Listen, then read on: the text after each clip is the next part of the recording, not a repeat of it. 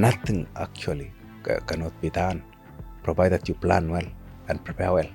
After 5 kilometers to go, then I realized I will do it. And when I was crossing the finish line, I saw I have done it. And my happiness was that I have made history, and this history can inspire everybody. Your coach, Patrick, always says about you that your mind is your biggest asset. Marathon is not about winning. Marathon is about accomplishing. Every day I cover 30 kilometers, approximately from 200 to 200 kilometers a week.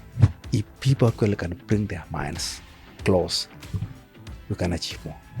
Let us run, and if all of us can run, then we can unite this world. So, Eliud, I guess we start with you being here and you witnessing what's going on as far as the sailing team are concerned. And as I will say time and time again, if they are to win this America's Cup, it will be for them a really classic moment in time. If you look back at your career and you think to yourself, well, you're always racing against time. That's what you're always doing, is racing against time. But if you had to sort of stop the clock for one moment and say what your moment in time has been, what has it been to date? If I can say actually the clock can stop, I can say the moment was actually 159 challenge.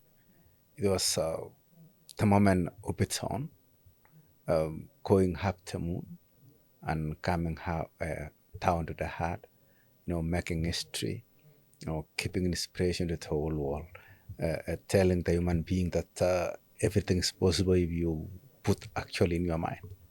So that 159 challenge that you're referring to was Vienna 2019, and you were able to complete the marathon in sub 2 hours, which is a phenomenal feat.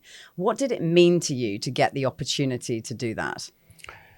I was really appreciative to the INEOS team for giving me a chance to try to make history and, to tell the world that no human is limited. So it means a lot, being given a chance to rewrite history in the whole soil, and keep that note to the world that we can do everything we want if all of us can come together and think together. So how did that journey begin for you? It culminated in that run in Vienna in 2019, but how did it start for you? What made you think that this is the journey that I want to go on? And why does it stand out as something great in the history of everything you've done? The journey actually came in that in my mind, I always want to try. I always dare to try and, dare to do actually the hard things. And then we received a phone call from Jim Ratcliffe that history has been very long. It has been over 50 years since actually a sportsman can make history. Can we give you a chance actually to try to make history in marathon? I did not take actually stay to take a minute. I said, yes, give me a chance. And they gave me a chance. The chance this chance was the chance of its own, which translate actually the whole world into seeing everything actually as easy. And people now have tried to push on, and life is about pushing. But you believe very strongly in preparation. How did your preparation change or was different to how you prepare for any other marathon? Was it the same, or did you have to approach it differently for that challenge? I believe purely on preparation and planning, but the real preparation did not change. The mind changed because I was preparing for the only chance to make history. So my mind changed that I'm going to do it.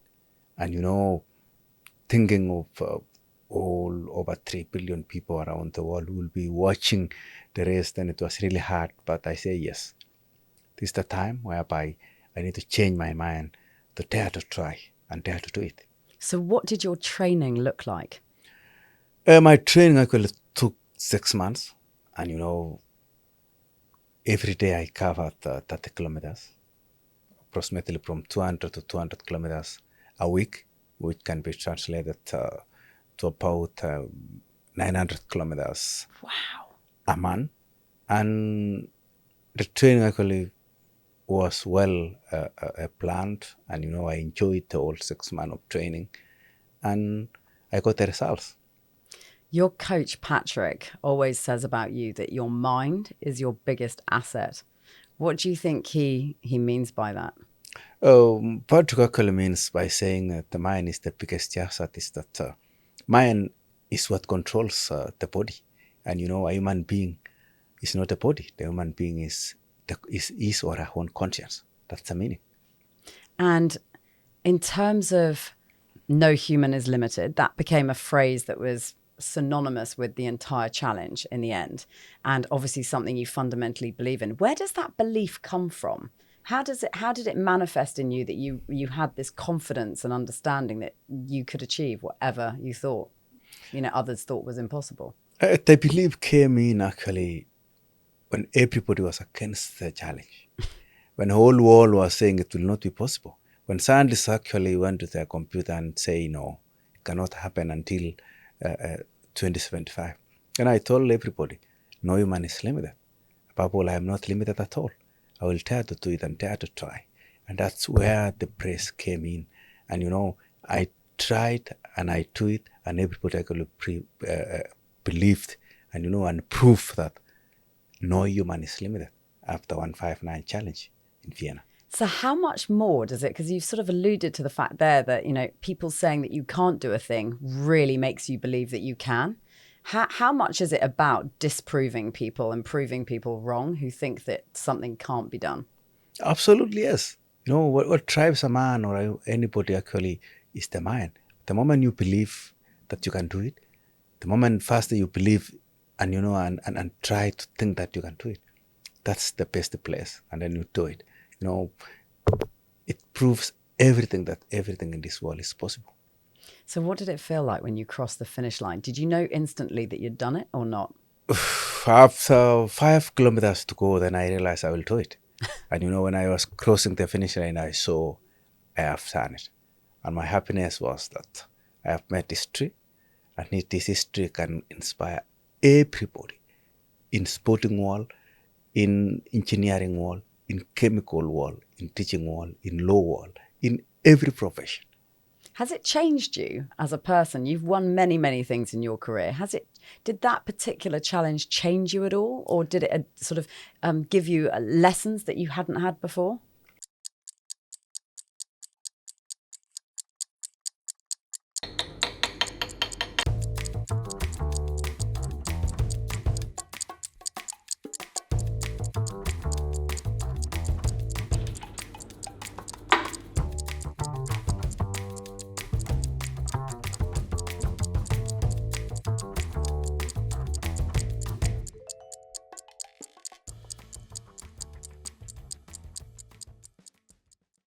Hello, performance people, listeners. My name is Freddie Carr, and I host a podcast called the Inside Tack, which is a podcast that follows the British America's Cup team, INEOS Britannia, as we get ready for the 37th America's Cup down here in Barcelona. We also follow the youth and the first ever Women's America's Cup. We would love you to like and subscribe to our podcast. Follow us on all your social media channels as we get ready for our sporting challenge of a lifetime.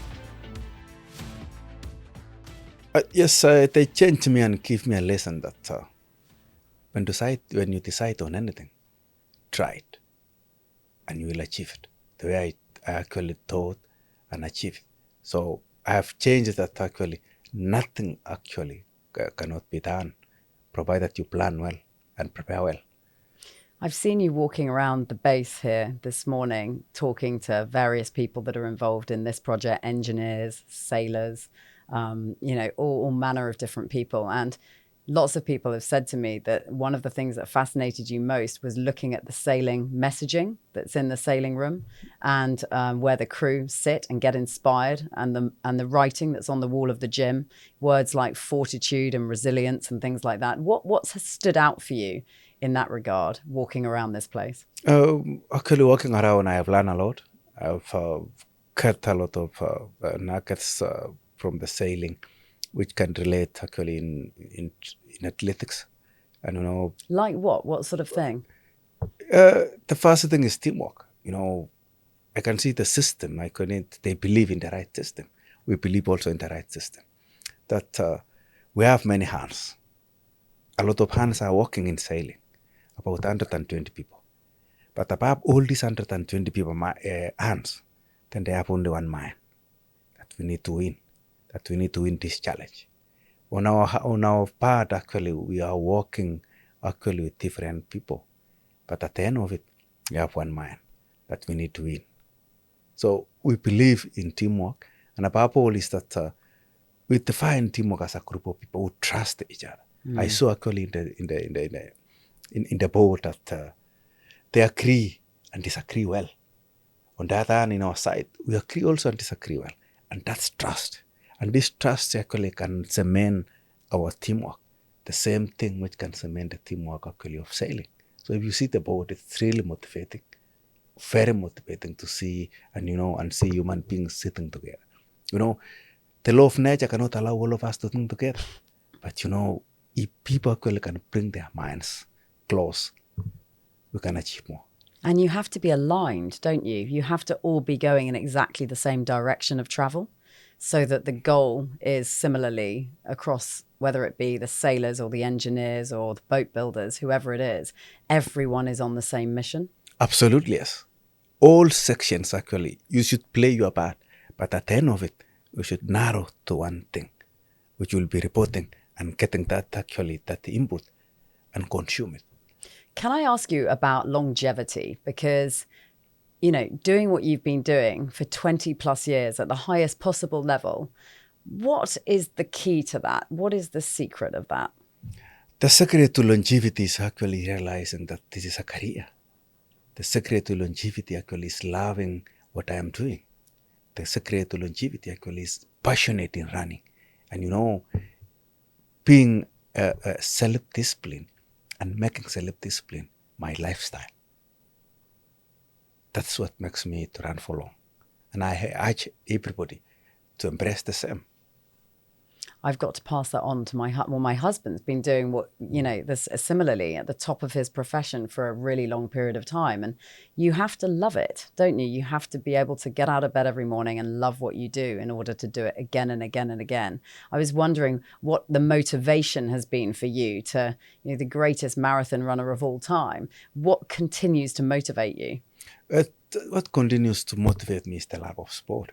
And above all, the messages I'm getting around the world from all the continents, that inspiration actually is going all through to everybody actually around the world.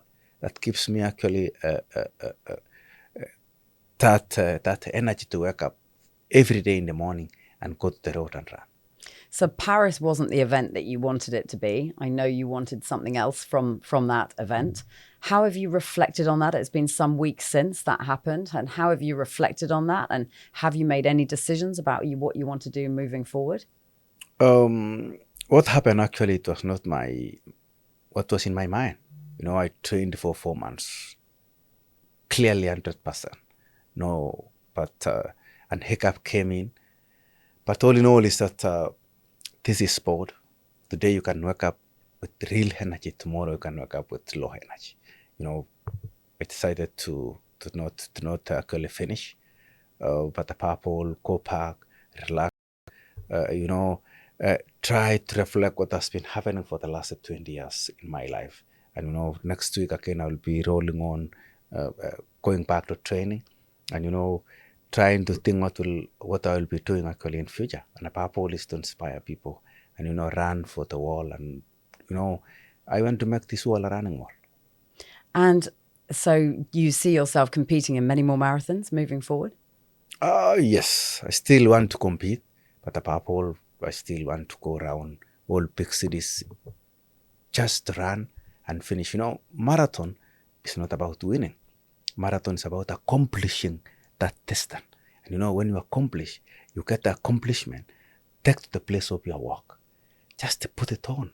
Work on it. It will give you more energy. Just remember, running for 42 kilometers and you bring that energy, those thoughts to your office, what will happen? A lot will happen actually in your desk. And on the other hand is that, if you are running for that long, you get a lot of ideas. You come and put on work on those ideas, around those ideas. I don't know, you make your company go up, you make the world actually grow.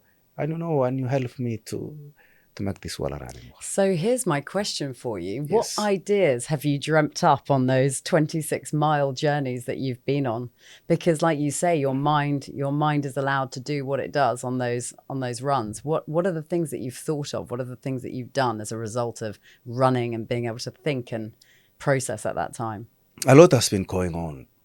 I've been thinking of how to make this world a peaceful world. And I'm planning, I ask myself, what will happen if we had no religions in this world? What will happen if we had no colors in this world?